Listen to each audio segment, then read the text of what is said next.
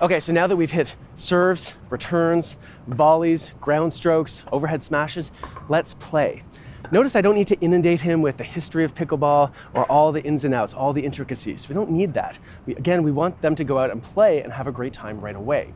So what we're gonna do here is we're gonna play a half-court game. Again, even though I just have one student here, we wanna treat it as much as possible like a double scenario, because in all likelihood, when he goes out to play pickleball with other people, it's going to be doubles. So I wanna give him an experience that kind of reflects that. All right, so here's what we're gonna do. We're not gonna worry about fancy scoring or anything like that. We're gonna play some points just on our half of the court. I know normally we serve diagonally like we just talked about, but we'll just play down the line here. If it's on this side of the line, it's out. If it's outside the sideline, it's out. There are a couple special rules you need to know. We already talked about how you can't volley in the non-volley zone. Okay, so we're gonna enforce that rule here.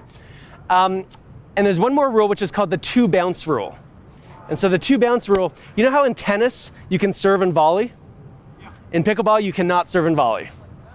The first 2 shots have to bounce. So for example, when I serve to you, you've got to let it bounce. When you return it, I've got to let it bounce. Okay. After that, we are allowed to volley if we want to, okay? So we'll just play a few points here, just on our half of the court. We'll see what happens. Here we go.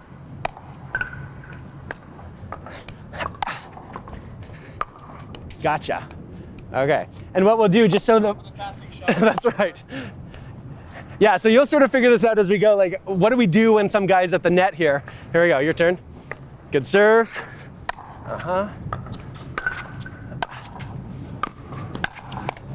Woo. Almost. Good point. Okay. Woo. There you go, let's move that one. That's good. Ooh. What were you trying to do there?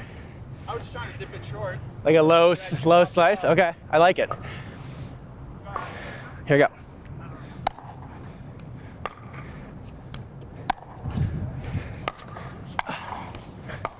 Yeah, terrible. You got a ball?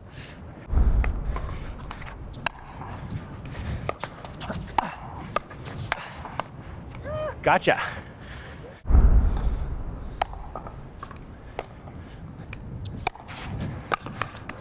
Wait, was I allowed to come in there? Yep. So let's talk about that for a minute. Sorry, I wasn't sure. No, you're good. So, especially on a pickleball court, Yeah.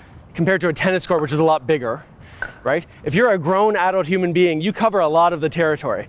Especially, I mean, right now we're sort of simulating doubles, all right? We can imagine your partner's over there. It's gonna be very tough to pass you.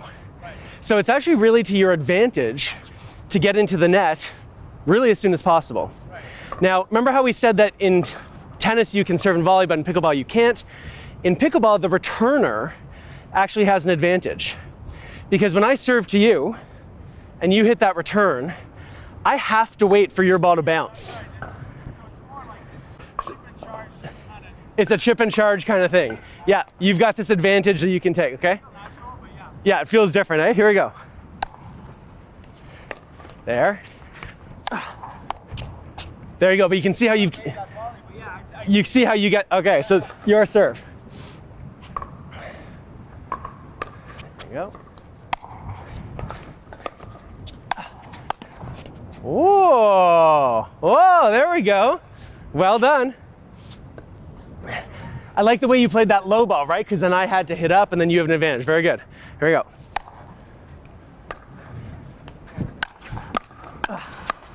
That would be a kitchen violation. Oh, by the way, we keep calling it by its proper name, which is the non-volley zone. Okay. And that's really important because then you're like, oh, I get it. You can't volley in here. In pickleball, they don't call it the non-volley zone. They call it the kitchen. Okay. So you can't volley in the kitchen. You as the opponent, Yep. you kind of have to keep an eye on.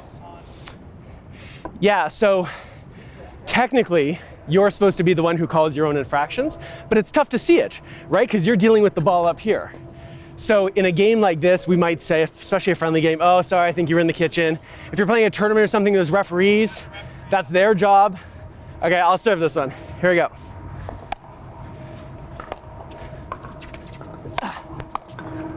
Aha.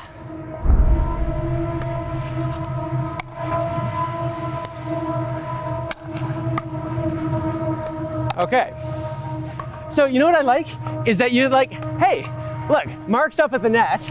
I know what to do. I'm gonna play a lob. Yeah. Lobs are incredibly, Go anywhere.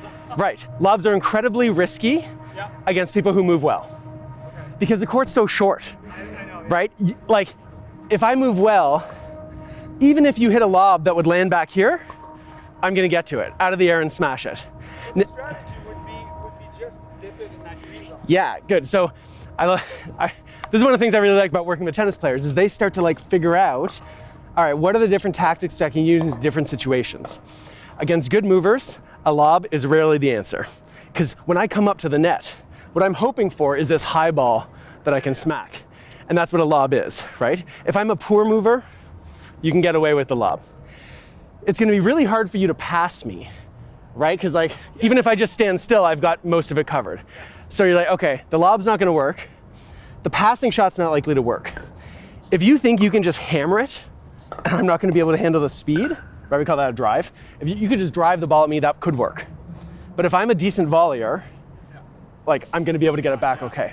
So you really have one other sort of key option that's used very regularly in doubles, which is kind of what we're simulating here. And that is what we call a drop. So let's imagine you were at the net. Okay, so you're up near the line, keep coming, keep coming. Okay, I realize I can't lob it over you successfully. It's gonna be tough to pass you. I could drive it, but you're a good volleyer.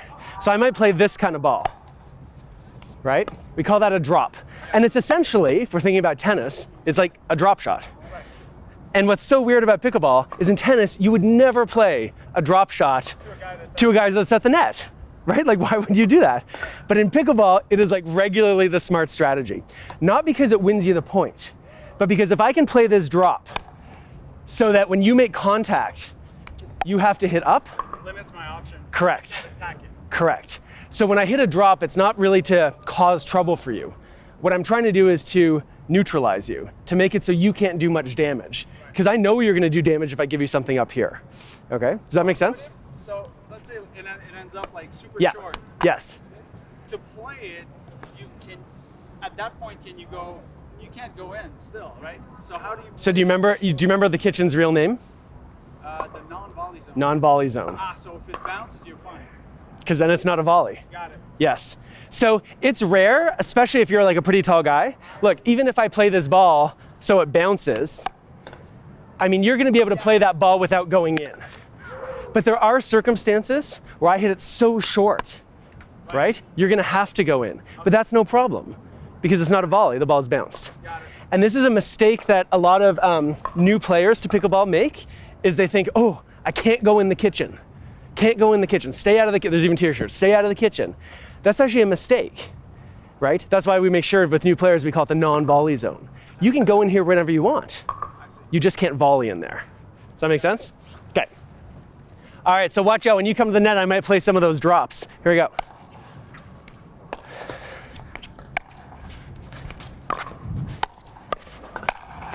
There you go.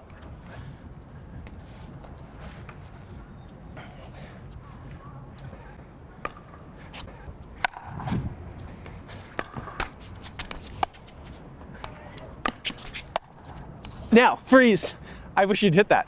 So, good job. That's a nice example where you do have to come in. Now, when you were in there, I tried to play it right at you. Had you made contact, you would have lost. No, because you're in the non-volley zone. Oh, that's right. At that point, it would have been. It would have been a volley. So, this brings up another really important point. So If you go in, correct. And it's not a rule. There's no rule that after you hit a ball, if you're in the non-volley zone, you have to get out. It's not a rule. But it's smart, because if you stay in here and then the player hits the ball right at you, you lose. Got it. You got a ball over there? Okay.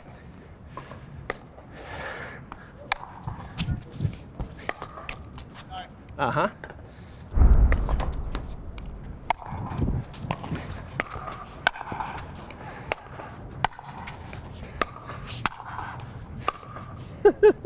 It's gonna be tough to pass me with those balls. Here we go.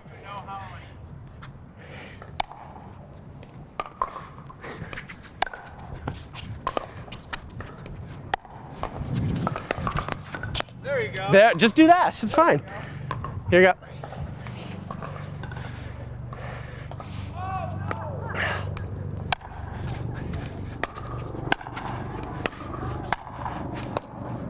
Okay, so we can see now that you're sort of figuring out the tactics as we go. It's like, okay, good idea when the guy's at the net to try to play a low ball, don't give him the high one. But this drop, this low and slow ball, so far hasn't been very successful. You want to spend a minute working on it and get better at it? Okay.